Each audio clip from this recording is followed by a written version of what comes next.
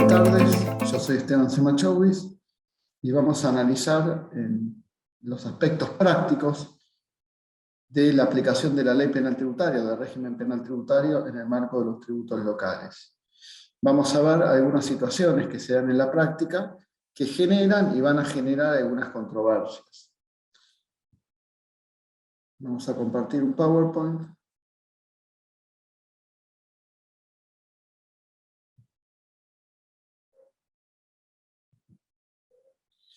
Bueno, la primera cuestión que tenemos que tener en cuenta es que se incorporó dentro de la ley penal tributaria, con la ley 26735, la tutela a la hacienda pública local. Con anterioridad a la ley 26735, únicamente la ley penal tributaria tutelaba las haciendas públicas, la hacienda pública nacional. Es decir, los tributos locales no estaban comprendidos dentro del objeto de la ley penal tributaria. A partir de la ley 26735, se incorporó, entre otras modificaciones, se incorporó dentro del ámbito del objeto de la tutela penal de la ley penal tributaria las haciendas públicas locales. Y realmente eso generó una controversia en cuanto a la interpretación de los tipos penales con la incorporación de las haciendas públicas locales como objeto del régimen penal tributario, de la ley penal tributaria en ese momento. Y la primera cuestión que se consideraba era cómo debía interpretarse la evasión por impuesto y por periodo. Caso, por ejemplo, del impuesto sobre los ingresos brutos de un contribuyente que desarrolla sus actividades económicas en distintas jurisdicciones. La discusión era, en ese momento, si debía sumarse el impuesto a los ingresos brutos, o el impuesto de sellos, para dar un ejemplo, si debía sumarse el impuesto evadido en cada una de las jurisdicciones a los efectos de conformar el umbral de punibilidad, es decir, el monto cuantitativo que la ley penal tributaria establece a partir del cual la conducta queda inmersa dentro del tipo penal. Fuera de eso, es un tipo infraccional, es decir, no forma parte del objeto del régimen penal tributario, pero podrá ser sancionado por las distintas normas infraccionales que tienen cada uno de los códigos fiscales. Y la discusión en ese momento estaba si el monto o umbral de punibilidad vigente en ese momento, que era 400.000 pesos, debía considerarse por cada una de las jurisdicciones o debía sumarse el monto evadido en cada una de las jurisdicciones para conformar ese monto al cual me referí anteriormente. Y esa cuestión llevó a distintas discusiones. Algunos sostenían que debía considerarse el impuesto por cada una de las jurisdicciones. ¿Esto qué quiere decir? Si yo, por ejemplo, evadía 300.000 pesos en Capital Federal y 300.000 pesos en Provincia de Buenos Aires, como el monto por jurisdicción estaba abajo del monto que establecía en ese momento la ley, que era 400.000 pesos, en ese caso la conducta no era delito. O eventualmente si debía sumarlo, y como evadí 300.000 pesos en Capital y 300.000 pesos en Provincia, sumaba los montos, llegaba al monto de 600.000 pesos y superaba el umbral de punibilidad. Bueno, había posiciones que sostenían que debía sumarse y había posiciones que sostenían lo contrario. Pero esa discusión quedó sin efecto a partir de la ley 27430. La ley 27430, en este caso, hizo numerosas reformas en el régimen penal tributario, subió los umbrales de punibilidad, y a su vez agregó este párrafo que tenemos en la filmina, ¿no? en donde dice que para los supuestos de los tributos locales, la condición objetiva de punibilidad establecida en el párrafo anterior se considerará por cada jurisdicción en que se hubiera cometido la evasión. Esta cuestión dejó claro que dejamos de lado la teoría que debemos sumar el impuesto evadido en cada una de las jurisdicciones para conformar el monto de punibilidad, sino que únicamente la conducta pasa a ser delito si superó en la jurisdicción el umbral de punibilidad que luego de la 27430, en el caso de la evasión simple, es de 1,5 millones de pesos. Ahora bien, ¿cuál es la primera discusión que se abrió en esta cuestión? Este párrafo únicamente lo encontramos en el artículo primero, es decir, en el caso de evasión simple. También, como la evasión calificada establecida en el artículo 2 del régimen penal tributario es una modalidad agravada del tipo básico, que es el artículo 1, también podemos establecer que también este párrafo aplica para el artículo 2. Pero en ningún otro artículo del régimen penal tributario se establece este párrafo. Es decir, vemos que esta disquisición hecha en el artículo primero únicamente está para el caso de evasión simple y evasión calificada. Entonces, lo primero que tenemos que hacernos es preguntarnos, ¿no aplica, por ejemplo, en el caso de aprovechamiento indebido de beneficios fiscales? ¿No aplica en el caso de apropiación indebida de tributos? Supongamos un agente de retención que retiene 80.000 pesos en Capital Federal y 80.000 pesos en Provincia de Buenos Aires y no los deposita. Entonces, en este caso, ¿lo debemos sumar o debemos considerarlo por jurisdicción? Sabemos que tiene dicho nuestro máximo tribunal que cuando el legislador no distingue, el intérprete no debe hacerlo. De manera opuesta, cuando el legislador distingue, el intérprete también debe hacerlo. Entonces, si seguimos esta interpretación que tiene la Corte, deberíamos sostener que únicamente debemos considerar el umbral por jurisdicción para el caso del artículo 1 y para el caso del artículo 2. Porque si hubiera sido intención del legislador hacerlo para todos los tipos penales, lo hubiera replicado en todos los tipos penales y no lo hizo. Tenemos entonces esta controversia. ¿Cómo debemos interpretar esta disquisición hecha por el legislador? Y bueno, esa es una de las cuestiones que la jurisprudencia no dirá cómo se debe interpretar. Pero si vamos a la literalidad de la ley, y fundamentalmente aplicamos los principios del derecho penal, en donde no podemos aplicar la analogía, no podemos remitir este párrafo en el artículo 1 al artículo 4, porque estaríamos aplicando la analogía, lo cual en el marco del derecho penal está proscripto por el artículo 2 del Código Penal. Para verlo, bueno, esta filmina es lo que comenté recién, ¿no? Las posiciones que habían, si era un impuesto único, si era un impuesto por jurisdicción, y luego la 27430 específicamente lo hizo para el artículo 1 y para el artículo 2. Pero vamos a ver un caso práctico para ver cómo funciona, y vamos a ver cuál es una de las mayores inequidades que la norma establece. Estamos hablando de contribuyentes inscritos en el convenio multilateral. Caso de ingreso bruto, también puede ser en el caso de impuesto de sellos, ¿no? Instrumentos que tengan efectos, que se celebren en una jurisdicción y tengan efectos en distintas jurisdicciones. Puede suceder tanto con el impuesto sobre los ingresos brutos, en el caso de un contribuyente de convenio multilateral, como en el caso de impuesto de sellos.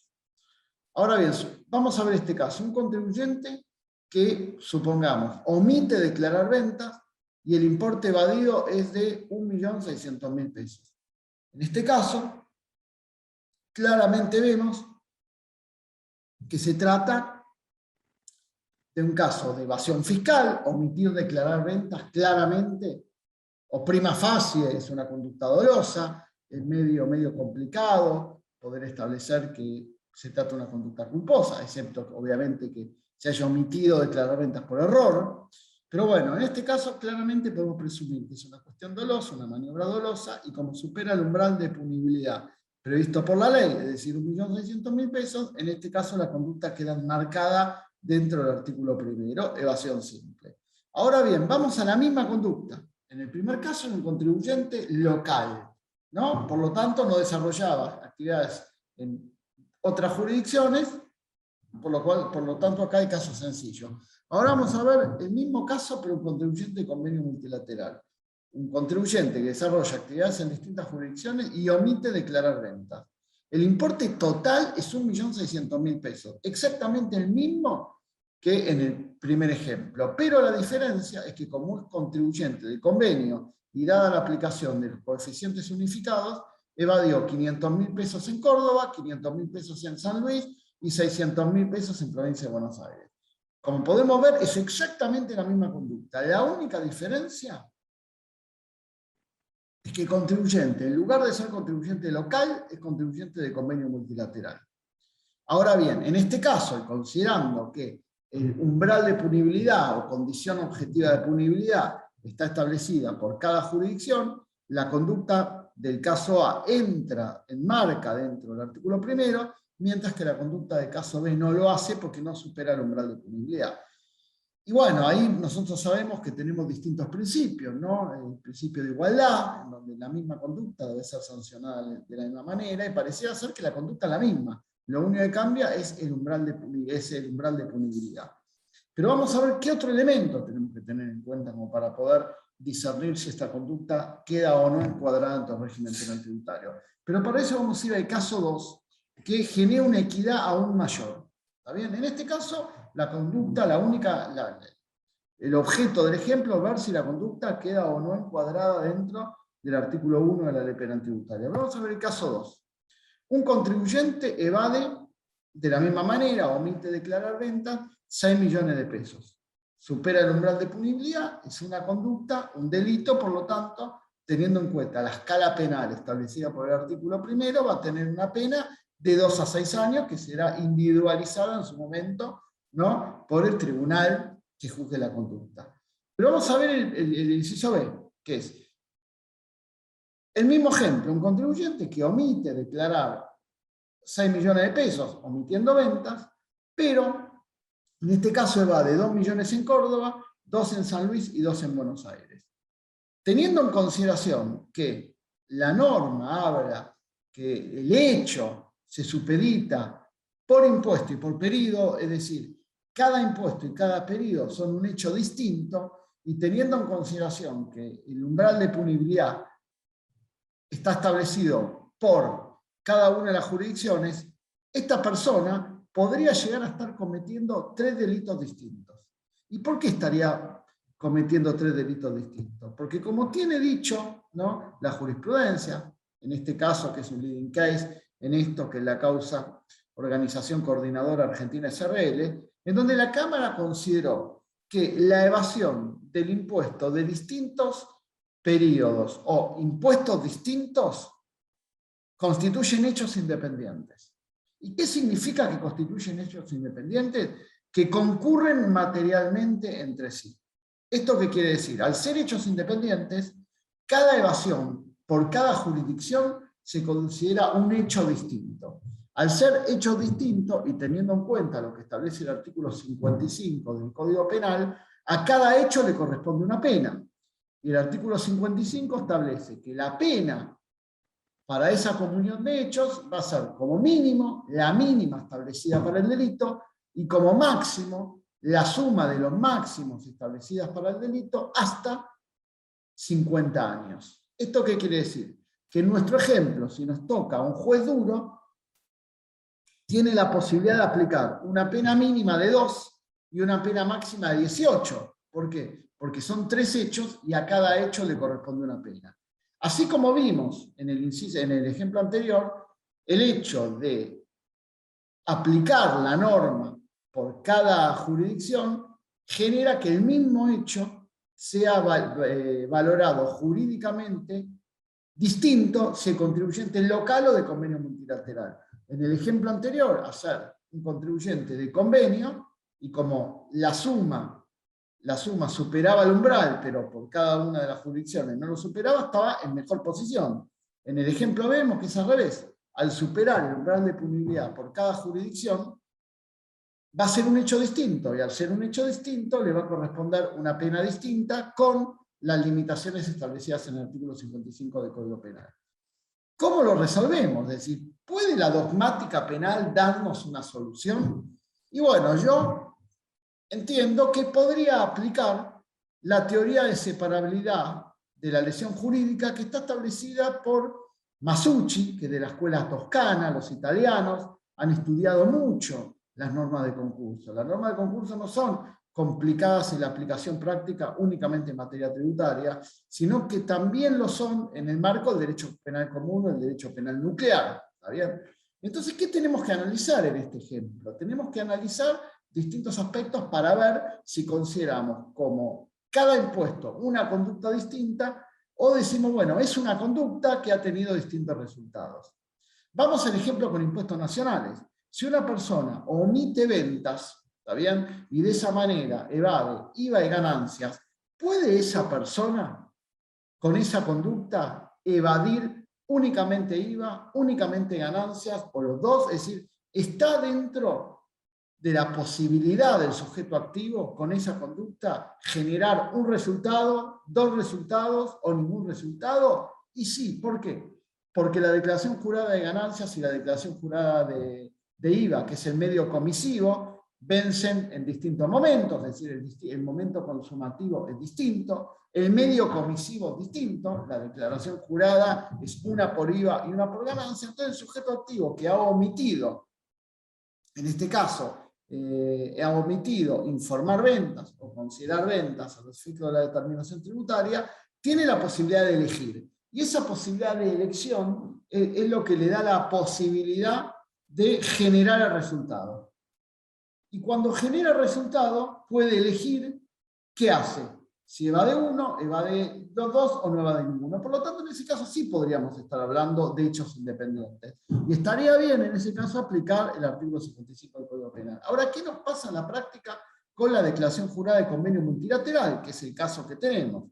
Bueno, en este caso, fíjense que cuando nosotros vamos con el medio comisivo es el sistema de liquidación del formulario, que es el CM01. Cuando nuestro ejemplo es quien omite ventas. Esa es la conducta. Entonces, quien omite ventas, cuando liquida el impuesto a los ingresos brutos, pone en el aplicativo, que sería el medio comisivo, las ventas y lo va distribuyendo en función al coeficiente unificado de cada una de las jurisdicciones que está cargado en el aplicativo. Ahora bien, ¿puede esa persona engañar únicamente a una de las jurisdicciones? ¿Pone en el aplicativo las ventas por cada una de las jurisdicciones? No. Pone en un solo casillero, para llamarlo de alguna manera, en un solo casillero pone el total de ventas y quien distribuye las ventas o la base imponible es el aplicativo aplicando los coeficientes unificados precargados. Entonces, ¿puede el contribuyente decidir en qué jurisdicción evade? No, no lo puede hacer. Supongamos que en nuestro ejemplo únicamente quiere evadir en Córdoba. ¿Puede? No, no puede. ¿Por qué? Porque el medio comisivo impide que esa persona pueda discriminar la conducta para generar distintos resultados. Por lo tanto, podríamos sostener, aplicando la teoría de separabilidad de la elección jurídica, podríamos sostener que en este caso no son tres conductas, sino una sola. Es una conducta que genera tres resultados. Lo que Jacek llamaba una conducta con pluralidad de resultados. ¿Qué dice Masucci en esta teoría? ¿No? Masucci da un ejemplo, dice, si yo quiero matar a una persona, invito a 5 personas a cenar. Si le pongo veneno a la comida, se mueren las 5 personas. ¿Yo quise matar a 5 personas? No, quise matar a una. Ahora, ¿yo podía haber matado a una sola sin matar a las otras 4? Sí, envenenaba únicamente el plato de comida de la persona que yo quería matar. Masucci dice, si yo puedo discernir, puedo generar ese resultado que yo quiero, que es el dolo directo, ¿está bien? Con una conducta, y no lo hago, entonces sí estamos hablando de 5 conductas distintas. ¿Por qué? Porque yo pude elegir la conducta y pude generar el resultado que yo quise. Es el mismo ejemplo, ¿no?, llevado al campo del impuesto a los ingresos brutos, que podríamos sostener para analizar si se trata de una sola conducta o se trata de varias conductas supeditadas a el impuesto que va en cada una de las jurisdicciones. Claramente, todavía no tenemos jurisprudencia al respecto. Veremos en el caso en concreto que se plantee qué resolverá la jurisprudencia, pero es un aspecto que nos muestra la inconsistencia que tiene la norma si la queremos llevar a la praxis, a los casos prácticos. Otra cuestión que tenemos que tener en cuenta, que yo únicamente me voy a expedir con respecto a un solo de los casos, es el caso de la extinción de la acción penal, son las normas procesales. Nosotros sabemos que la Constitución ha dicho que el derecho sustantivo, los códigos de fondo, le corresponden a la Nación mediante el Congreso, y las normas procesales las dicta cada una de las jurisdicciones. Por eso nosotros tenemos un código penal y 24 códigos procesales. Tenemos un código civil y comercial y 24 códigos civiles y procesales distintos. Bueno, ¿qué pasa en este caso? El régimen penal tributario es una norma mixta. ¿Por qué? Porque tiene normas o artículos que se refieren a aspectos sustantivos, aquellos artículos que tipifican los delitos, y tenemos normas procesales. Cuando la ley no tutelaba la hacienda pública local, no había ningún problema. ¿Por qué? Porque nadie iba a discutir la inconstitucionalidad de las normas procesales porque se trataba de la tutela de impuestos nacionales. Por lo tanto, no había ningún tipo de impedimento, no había ningún tipo de inconsistencia, porque es razonable o no hay ninguna objeción a que una norma establezca aspectos sustantivos y aspectos procesales. En la misma ley 1183 tenemos aspectos sustantivos y aspectos procesales.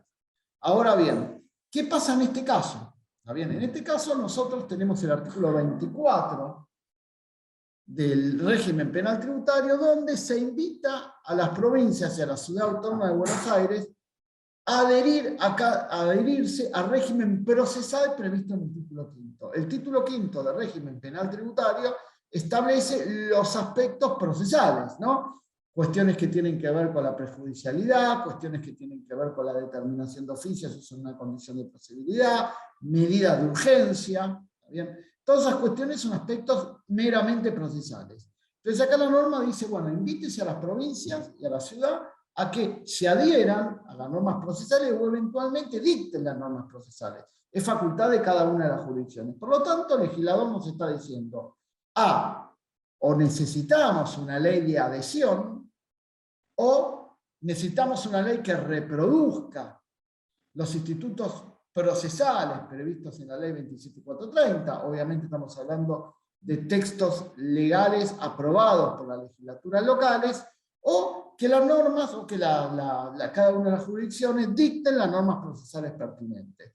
Pero no hacer nada genera una inconsistencia. ¿Por qué? Porque si la jurisdicción no hace nada y está aplicando las normas procesales previstas en el artículo quinto del régimen penal tributario, se podría plantear la nulidad. Supongamos un ejemplo que una norma local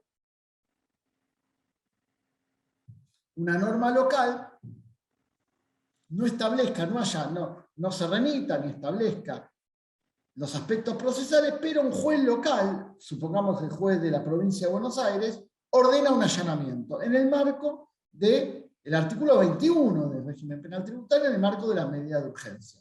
Allana, secuestra documentación, y esa documentación luego es utilizada como prueba de cargo.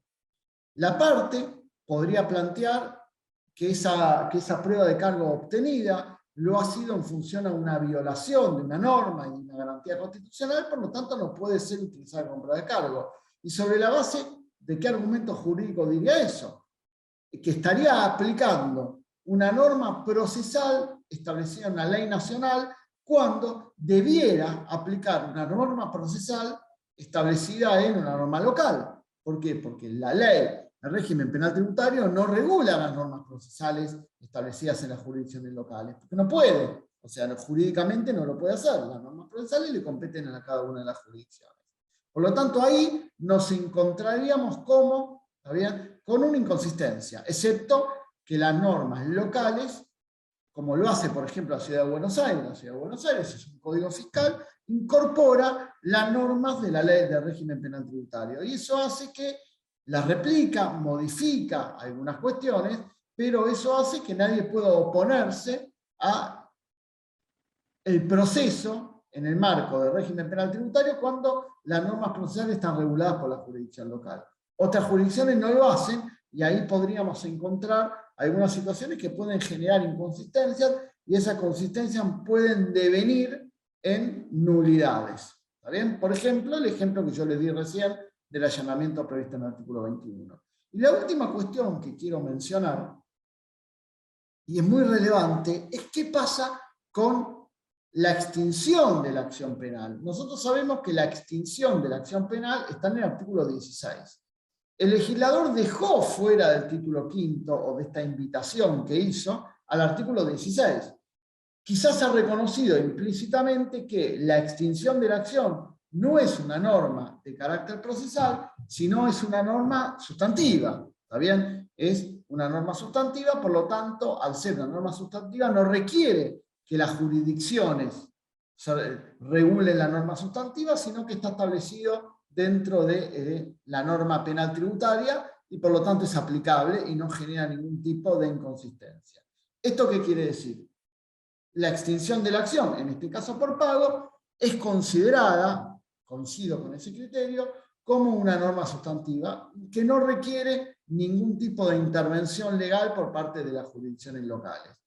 Entonces, hasta ahí, ¿qué problema tenemos? Y tenemos un gran problema que tiene que ver con las moratorias. Nosotros sabemos que por cuestiones recaudatorias, la jurisdicción nacional obviamente y las jurisdicciones locales, establecen moratorias. Y muchas veces, para que el contribuyente se acoja a la moratoria, muchas veces lo que hace es establecer la extinción de la acción penal por pago o la suspensión de la acción penal hasta tanto, si se trata de una moratoria, hasta tanto el contribuyente cancele la totalidad de la pretensión fiscal. Bueno, entonces, en este caso, supongamos que Ciudad de Buenos Aires, que lo ha hecho, si mal no recuerdo con la ley 5616, ha hecho una moratoria y dentro de esa moratoria ha considerado que se acoja a la moratoria pueda extinguir la acción penal.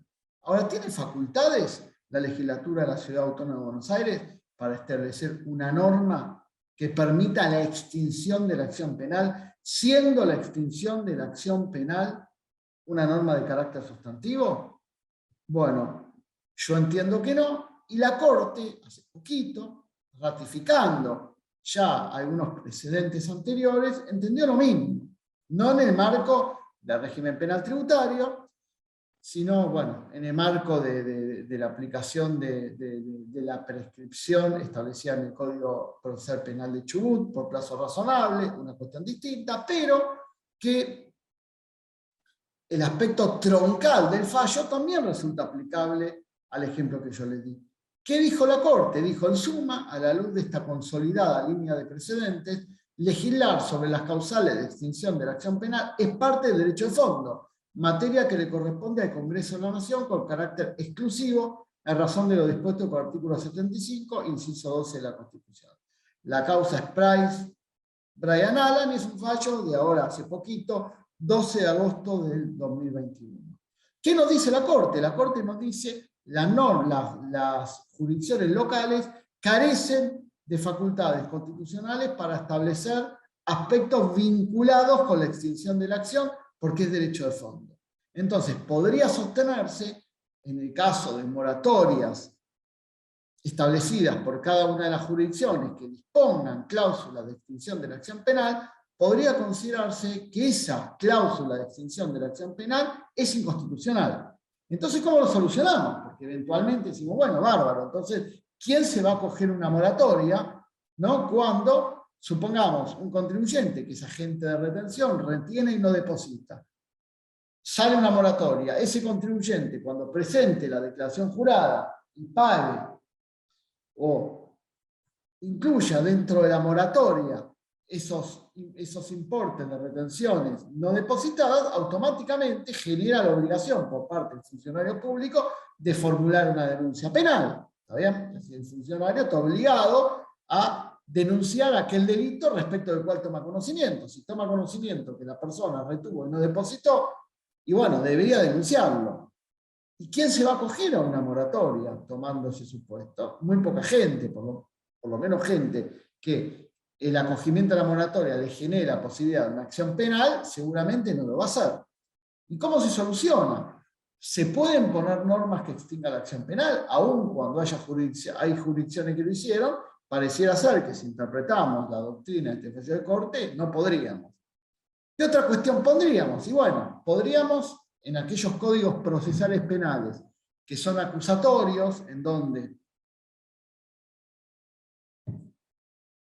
la causa prácticamente es investigada e instruida por el Ministerio Público, estos códigos fiscales tienen, en algunos casos, la posibilidad de lo que se llama la disponibilidad de la acción penal. Permitir que aun cuando la conducta encuadre dentro de una norma penal, el fiscal, que es el titular de la acción penal, por una cuestión de oportunidad, porque se trata de un delito de bagatela, o por lo que fuera, disponga de la acción penal. Es decir, no prosiga con la acción penal por una cuestión de oportunidad.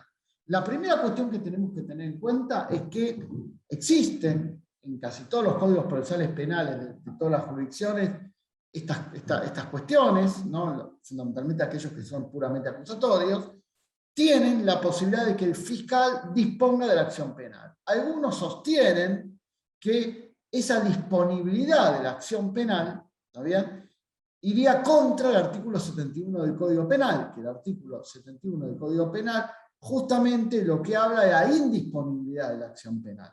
¿Está bien? Por lo tanto, hay los que sostienen que las normas que prevén la disponibilidad de la acción penal irían contra el artículo 71, claramente no encontraríamos una solución para permitir que las jurisdicciones puedan establecer planes de pago sin tener que denunciar a todos los que se acojan a ese plan de pago y obviamente cumplan o encuadren dentro de los requisitos establecidos por el régimen penal tributario. Aquellos que sostienen que es facultad, porque la disponibilidad de la acción es una cuestión de carácter procesal, y que es facultad de cada una de las jurisdicciones establecer normas procesales, aquellos que sostienen esa tesis podrían aplicar normas de disponibilidad de la acción penal para permitir que eventualmente un contribuyente que se acoja a una moratoria y que incluya dentro de esa moratoria importes que por alguna cuestión conforman el objeto del régimen penal tributario, puedan no ser denunciados penalmente, o el caso de ser denunciados penalmente, que el fiscal desista de la acción penal. ¿Y cómo debiera hacerse eso? Establecerse en la misma norma, es decir, en lugar de en la norma establecida, en la ley de cada una de las legislaturas que establezcan, como establecen ahora, la extinción de la acción, en lugar de poner extinción de la acción para evitar el confronto, para evitar que eventualmente si recae una impugnación respecto a un contribuyente que se acoge a una moratoria, tenga el mismo resultado que el fallo Price, entonces lo que puede hacer es poner un artículo dentro de la norma diciendo que en aquellos casos de contribuyentes que se acojan a estos regímenes, el fiscal no debe proseguir con la acción, siempre y cuando eso esté en línea con lo que establece el Código Procesal de cada una de las jurisdicciones. Pero evidentemente, teniendo en cuenta esta posición que tiene la Corte, pareciera ser que esa sería una salida bastante interesante para evitar o para alentar a que los contribuyentes se acojan a la moratoria, porque de otra manera nadie se va a acoger a una moratoria en donde eventualmente puede ser denunciado.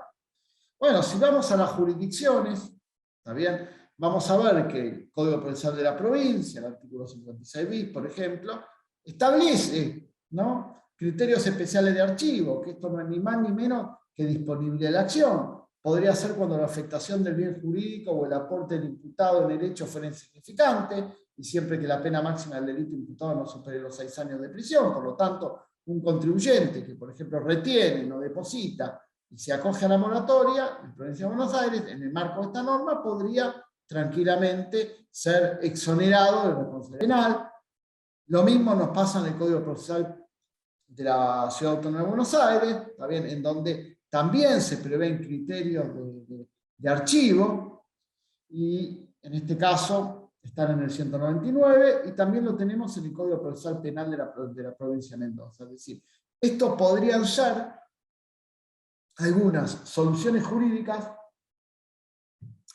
sin tener que confrontar el caso de extinción de la acción, que vimos con el fallo de la Corte, que si la Corte sostiene este criterio, evidentemente no permitiría o consideraría que es inconstitucional una norma que prevea la extinción de la acción, si está dictada por una jurisdicción local. Podríamos encontrar esta solución jurídica para evitar denuncias penales en contribuyentes que se acojan a las moratorias.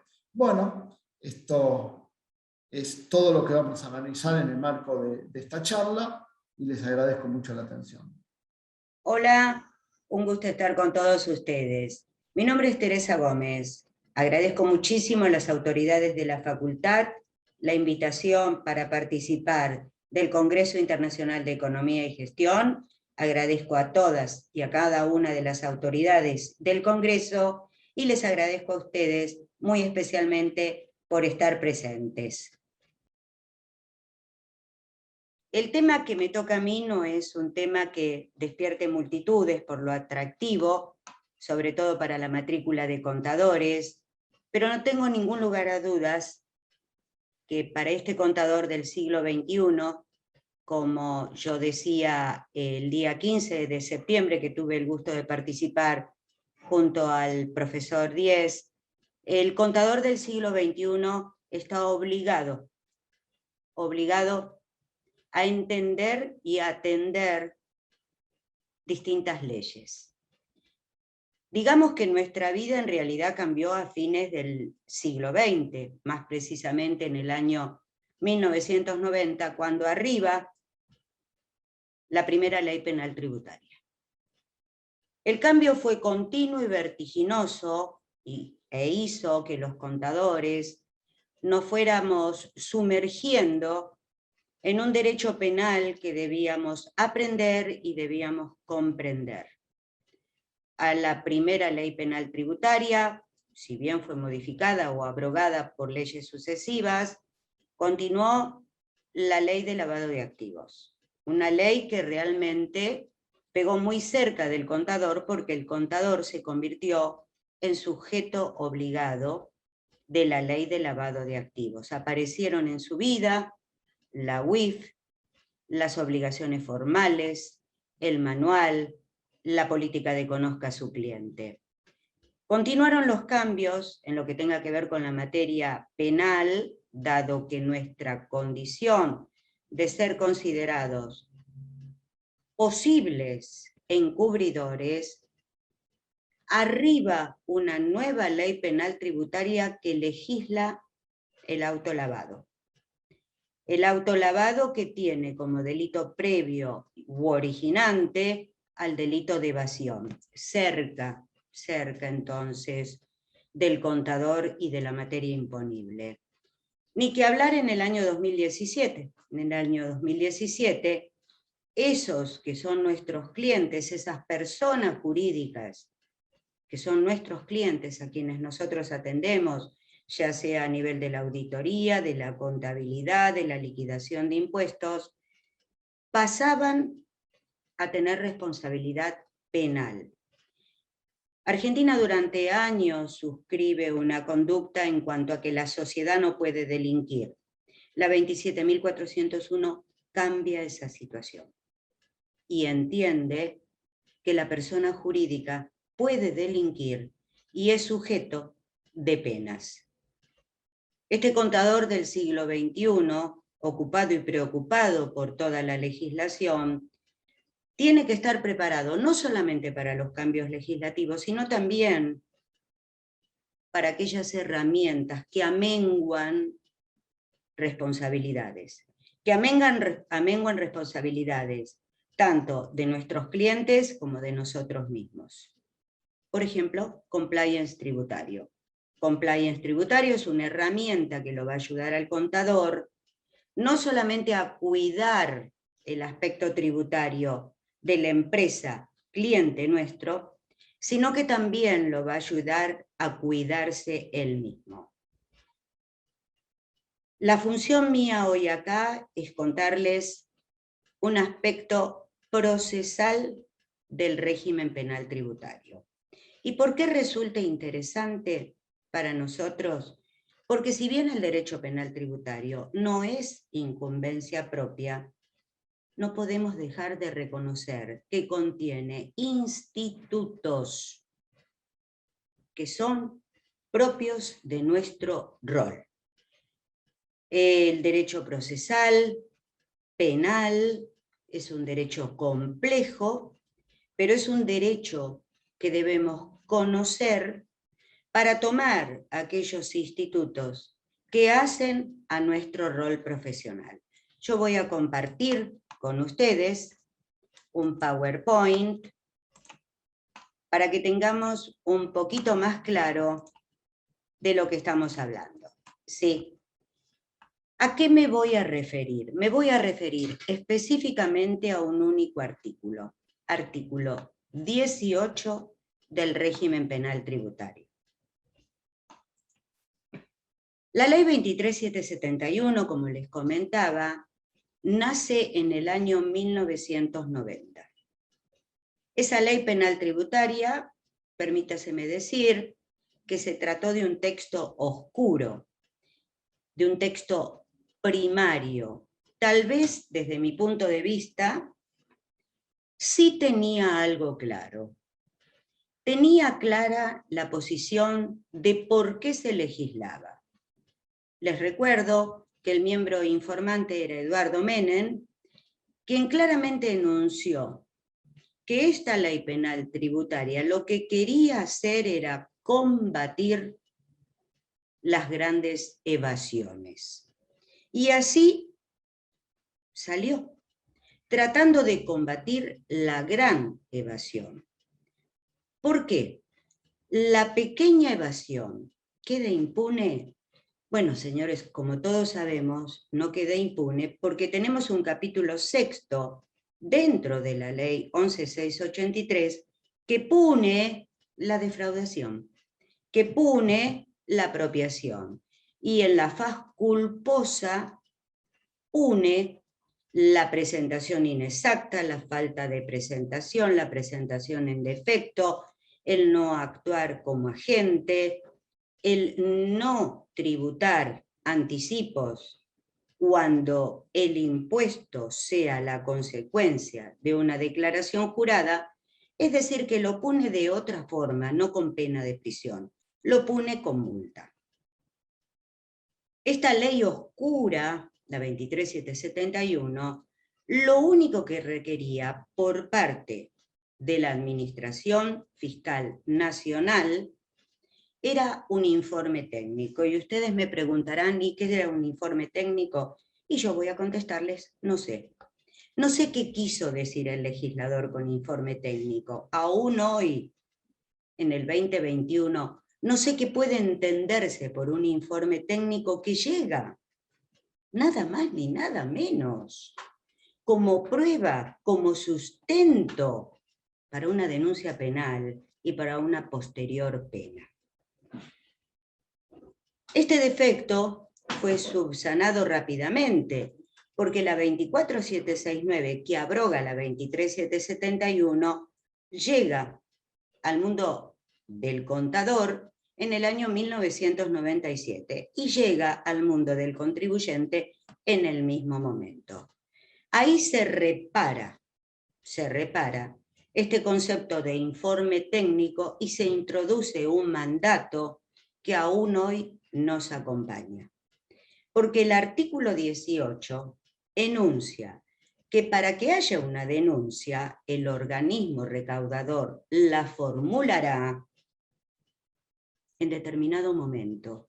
La ley específicamente dice, una vez dictada la determinación de oficio de la deuda tributaria o resuelta en sede administrativa la impugnación de las actas de determinación de la deuda de seguridad social. Y aclara, aun cuando se encontraren recurridos los actos respectivos. ¿Y qué me está diciendo este mandato? Y yo creo que está poniéndole un freno a la administración tributaria diciéndole, primero, ejercite la determinación de oficio, permítase que el contribuyente apele el aspecto objetivo y discútase en el fuero penal correspondiente la conducta. Tenemos que convenir en algo. ¿Qué es la determinación de oficio? En primer lugar, tenemos en claro que la determinación de oficio es algo que los contadores vamos a defender. La determinación de oficio es sí o sí un acto administrativo. Porque si no lo fuera, no habría manera de combatir lo que es la regla de la tributación. Es decir, la autodeterminación es la regla. La regla es la declaración jurada. Y solo por excepción, cuando no se hubiera presentado, cuando presentado hubiera sido impugnada o cuando se quiere ejercitar la responsabilidad solidaria, procede una determinación de oficio. Y como acto administrativo que es, debe respetar las previsiones contenidas en la Ley de Procedimientos Administrativos. Competencia, causa, objeto, procedimiento y motivación deben ser los requisitos que rodean a toda la determinación de oficio. Y es más, aparte de tener los condicionamientos propios de un acto administrativo, la determinación de oficio debe, no es que puede, debe garantizar el debido proceso adjetivo. ¿Y qué es el debido proceso adjetivo? Es el derecho a ser oído, el derecho a ofrecer y producir prueba y el derecho a una resolución fundada. ¿Fundada en qué? Y fundada en hechos que se le atribuyen al contribuyente por comisión o por omisión y en derecho. Entonces, esta determinación de oficio, que nace como excepción, que es un acto administrativo, debe garantizar el debido proceso adjetivo. Y acá un punto, un tip para que tengamos presentes. Está bien, es un acto administrativo. Está bien, coincidimos, que garantiza el debido proceso adjetivo. Pero atención, que como acto administrativo nace con presunción de legitimidad. Se presume legítima. Es decir, que la determinación de oficio que yo quiera discutir con el órgano de administración, voy a tener que redarguirla de falsedad. Y entonces ustedes se preguntarán, ¿pero cómo? La determinación de oficio se presume legítima y es la que ingresa en esfera penal. Y acá recordamos siempre lo que decía el maestro Vicente Oscar Díaz. Se presume legítima, pero no se presume cierta, porque si se presumiera cierta, violaría el estado jurídico de inocencia. ¿Qué dice el régimen penal tributario sobre la forma de denunciar? Y como les explicará el doctor Semachowicz, esta ley que nace con un bien jurídico tutelado a nivel nacional, se reforma e incorpora a las haciendas locales, las incluye en el bien jurídico tutelado. Quiere decir que la hacienda pública, bien jurídico tutelado por excelencia desde el año 1990, hoy por hoy es hacienda pública nacional y local. Cada provincia tutela su hacienda pública local a través del régimen penal tributario. Y la ley, específicamente el mandato de ley en el artículo 18, dice que el organismo recaudador, agrego yo, el que corresponda, nacional o local, formulará denuncia ¿cuándo? Y me dice el texto de ley, una vez dictada la determinación de oficio, tributaria o seguridad social. Hay un segundo párrafo del mismo texto legal que dice, en los casos en que no proceda la determinación de oficio, debe haber convicción administrativa de la presunta comisión del delito. Y acá me tengo que remitir al derecho penal. Para que haya un delito, tiene que haber una acción, por omisión o por comisión, típica, antijurídica y culpable. Y recién entonces será punible. ¿En qué casos se dan estas previsiones sin que haya necesidad de determinar el monto, la cuantía? En el caso de apropiación, en el caso de retenciones, en el caso de percepciones, ¿sí? Aquel estafador que se queda con dinero de terceros. Son los tipos más objetivos que tiene la ley. Fíjense que continúa el texto legal diciendo, tanto para el supuesto A, determinación de oficio, como tanto para el supuesto B, supuestos donde no haga falta la determinación de oficio, siempre debe haber decisión fundada del servicio jurídico. ¿De quién? Del organismo que esté formulando la denuncia. Y a ver, termina el texto legal diciendo, cuando la denuncia penal fuere formulada por un tercero, el juez que recibe la denuncia remitirá dichos antecedentes, los hechos denunciados, al organismo recaudador, agrego yo, al que corresponda, nacional o local, a fin que dé comienzo al procedimiento de verificación, agrego yo, realización o no del hecho imponible y determinación de la deuda.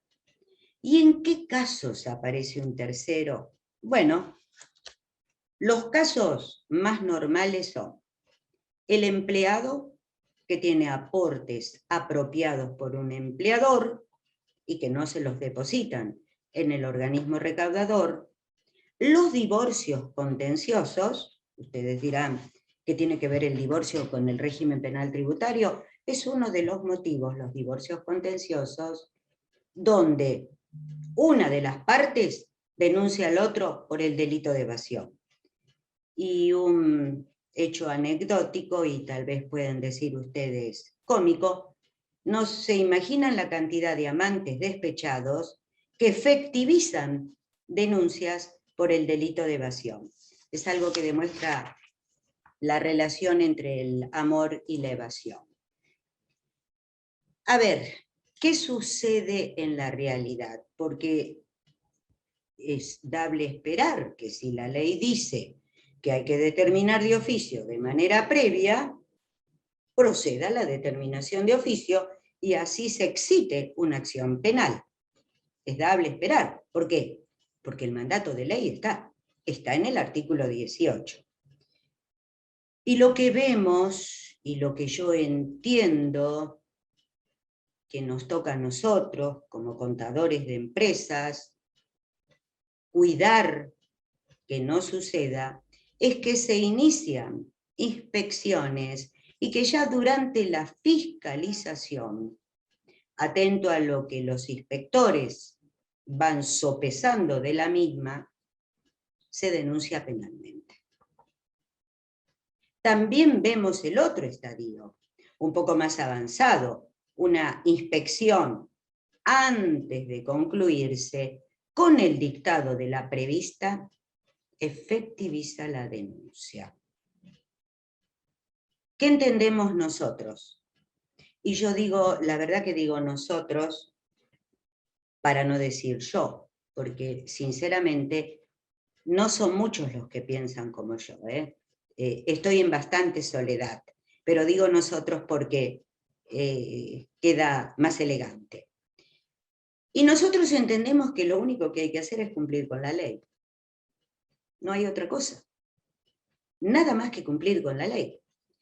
Porque la ley, en el artículo 18, dice claramente, el organismo recaudador dictará determinación de oficio. Y con la determinación de oficio irá a buscar al fiscal o al juez para excitar la acción penal.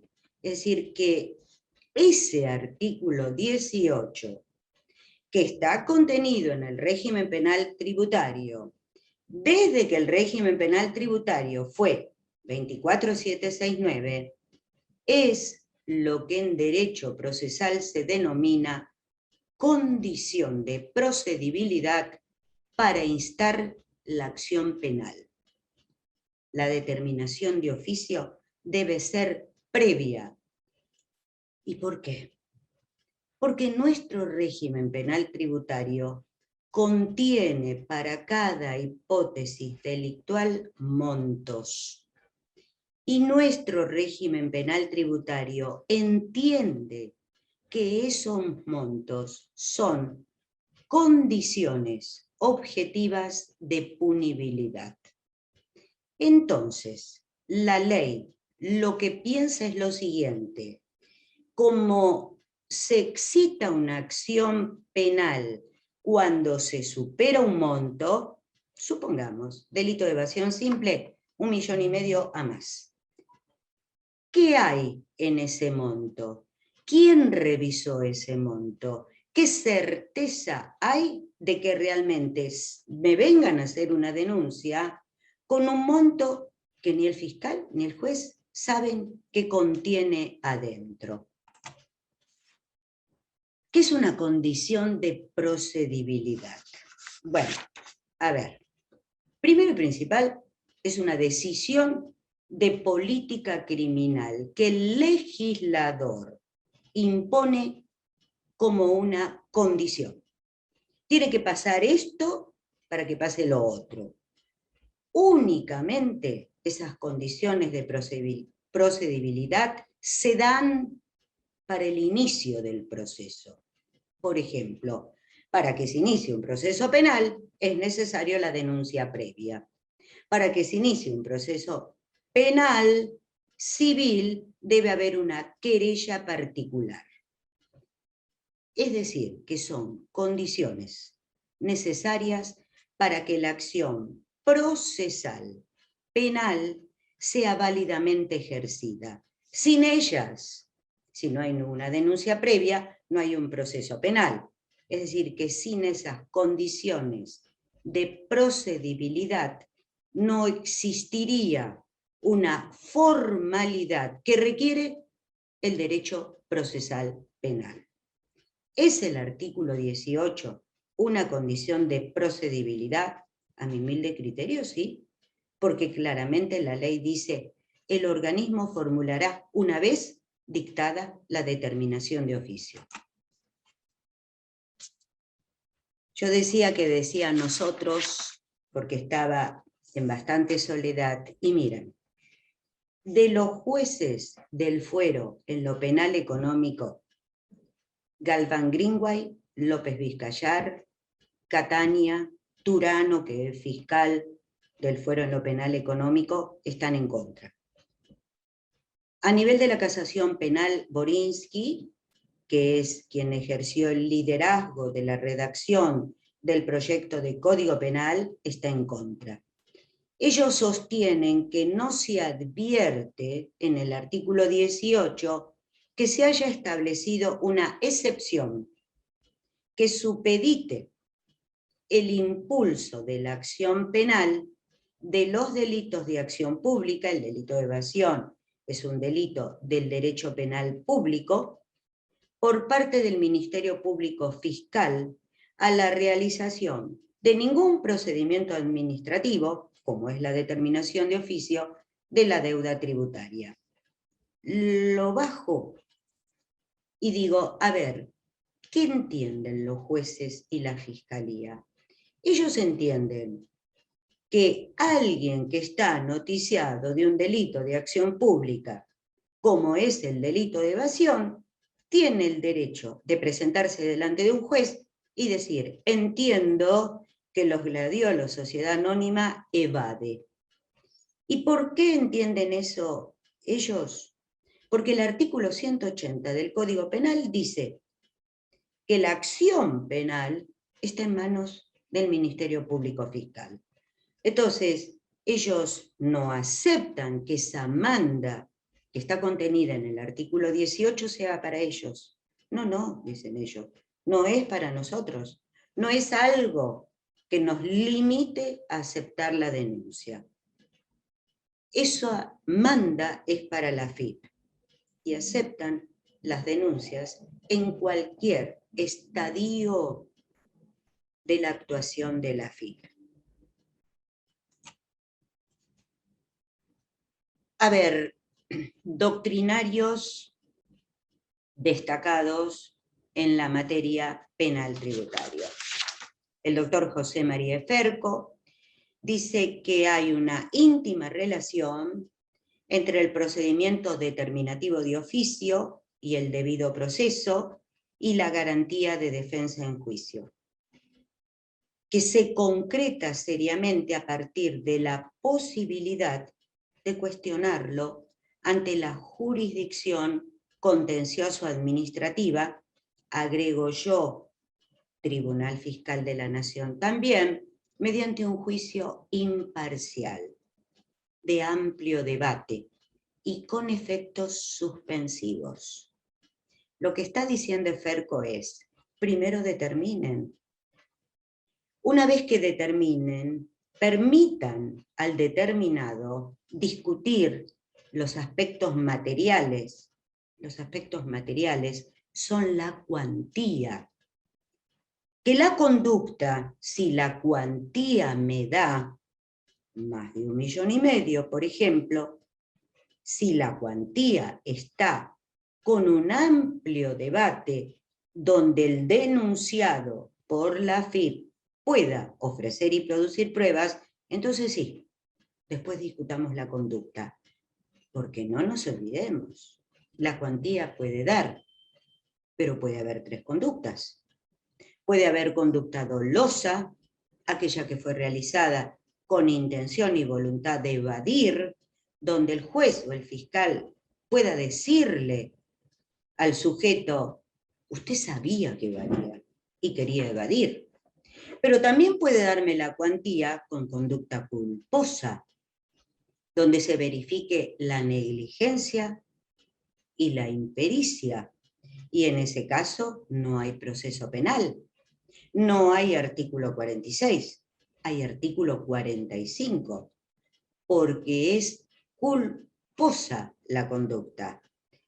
Y digamos que el colofón se daría que la cuantía de, pero que todo esto haya sido producto de un error. El error excluye la culpa y ni que hablar de la exclusión absoluta y total del dolo. Es un muy interesante artículo del doctor Ferco, como nota al pie tienen ustedes dónde fue publicado. Y dado que me acompaña en este panel el doctor Semachowicz, ¿qué opina Semachowicz del tema de la determinación de oficio como condición de procedibilidad? Él dice que la determinación de oficio no tiene trascendencia en el proceso penal. Entiendo que no lo hubieran incorporado al texto del artículo 18 si no tuviera de alguna manera incidencia, sin perjuicio de ello, la promoción y el ejercicio de la acción penal pública está en cabeza del Ministerio Público Fiscal, que no tiene impedimento alguno para perseguir una acción disvaliosa. Lo que sucede, dice Semachowicz, es que el artículo 18, tal cual está redactado, y su confrontación con la ley del Ministerio Público Fiscal generó conflictos. ¿Desde cuándo, diría yo? Desde la 24.769 hasta hoy, la 27.430, porque ni con la 26.735 el tema fue solucionado. Mi soledad del 2021 tiene amparo, puedo refugiarme, en lo que dijeron las Jornadas Latinoamericanas de Derecho Tributario en Lisboa, año 1998. Es decir, que este problema no es un problema del derecho penal tributario argentino, es un problema, como vemos, que trasciende las fronteras nuestras, es un problema internacional. Y en Lisboa 1998, la determinación administrativa del tributo, se dijo, deberá tener carácter previo a cualquier iniciativa de la administración dirigida a abrir el proceso penal. Y agregaron en Lisboa: la inactividad de la administración en ningún caso permitirá prescindir de este requisito, determinación de oficio, ni menguar las garantías, certezas y precisiones que tanto los sujetos activos como el proceso penal requieren. ¿Por qué? Porque el derecho penal liberal es un derecho penal garantista. Y alguien puede estar acusado de un delito grave de acción pública, como es el delito de evasión, pero tiene derecho de poderse defender ex ante al llamamiento a una indagatoria. Cuando vaya a la indagatoria, tiene que haber una pseudo certeza de que evadió por lo menos el monto que la ley requiera. En nuestro caso, podemos hablar de 1,5 millones, dado que es la evasión simple. Jurisprudencia, como para destacar en el sentido positivo de considerar a la determinación de oficio como condición de procedibilidad, Pesquera Sebastián Gaboto. Cámara Nacional de Apelaciones Contencioso Administrativo Federal. No estoy en el fuero penal, estoy nada más ni nada menos que en el tribunal que ciertamente debate los problemas tributarios de toda la Argentina.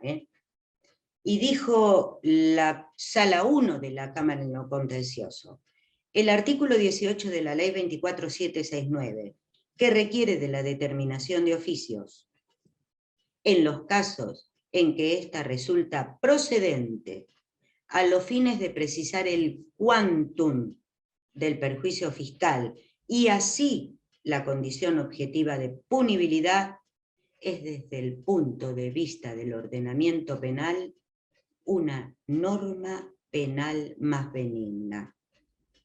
Y yo creo que con esto la Cámara dijo todo, porque todos tenemos conocido que una norma penal más benigna que de alguna manera beneficie al reo o al denunciado necesita su aplicación para que el proceso penal sea garantista. Nuestra opinión, y vuelvo a decir nuestra opinión, aunque sea en la mayoría mía y en soledad. Miren, nosotros contadores, nosotros somos aquellos que hicimos la declaración jurada. Nosotros somos los que tuvimos en la mano toda la documentación que el cliente nos aportó y a través de nuestra expertise encontramos lo que era la cuota tributaria, por llamarlo de alguna manera, el impuesto determinado. Entonces creo que lo que hay que distinguir es qué es cuota tributaria y cuota penal tributaria. ¿Qué es una pretensión fiscal debida, adeudada, y una pretensión fiscal evadida? Porque para que haya pretensión fiscal evadida, primero que debe haber el monto que la condición objetiva de punibilidad requiera. Primer punto. Y segundo, debe haber elemento subjetivo presente. Y esto lo dijo la Corte en Autos Parafina del Plata. Porque si yo no tengo una determinación de oficio, no sé a ciencia cierta si en esa pretensión fiscal que el fisco dice que está evadida y que yo como contribuyente o defensor digo que está debida, no están contenidos, por ejemplo, intereses resarcitorios. Y los intereses resarcitorios son una sanción civil que no integran ninguna pretensión fiscal evadida. Nuestra posición es que en la esfera penal tributaria es como que yo tuviera una naranja en la mano, ¿sí? Que fuera la pretensión fiscal. Y debo mirar esa naranja y decir, ¿qué gajos son dolosos y qué gajos no lo son?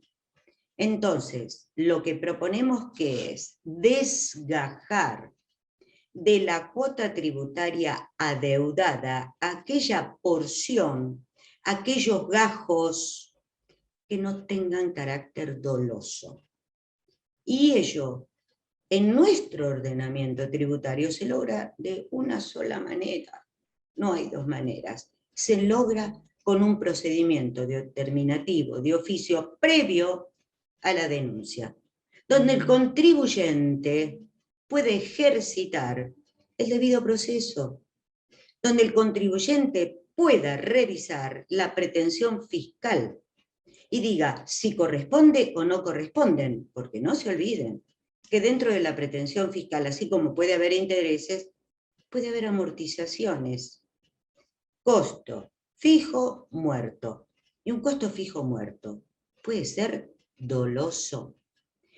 Por ello, nosotros lo que sostenemos que el artículo 18, que está en el texto actual vigente y que está integrando el proyecto de Código Penal que tiene ingreso parlamentario por una futura discusión, la determinación de oficio debe ser tratada como lo que el legislador previó, una condición de procedibilidad para instar la acción penal, previo a que ella fue dictada, con el ejercicio del debido proceso por parte del contribuyente y con el tratamiento que un acto administrativo tiene después de eso, y nunca antes, la administración tributaria podrá denunciar. Muchas gracias por su atención. Espero que les haya resultado entretenido. Gracias por estar.